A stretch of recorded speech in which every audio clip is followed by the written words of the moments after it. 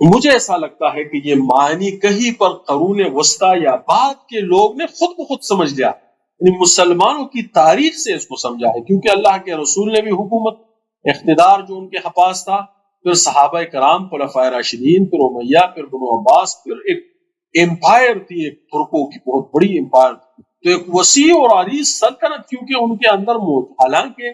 جو ترکوں کی حکومت تھی، ہماری ہندوستان کی حکومت ایک بہت بڑی اور مالدار حکومتوں نے کبھی اس خلیفہ کی بیعت کی ہی نہیں، لیکن پھر بھی ہم اس کو خلافت کہتے ہیں اور اسی کو درست خلافت مانتے ہیں۔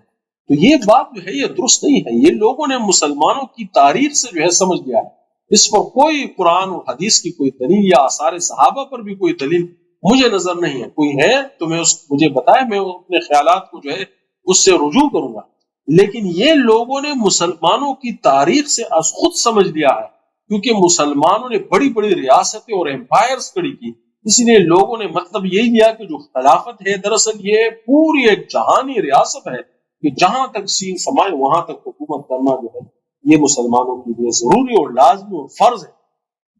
اور یہ تصور جو ہے درست نہیں ہے، اور ہمارے تحریک والے اس مقصد کو بنا بیٹھے ہیں جو ضروری تو کیا ثابت بھی نہیں ہے۔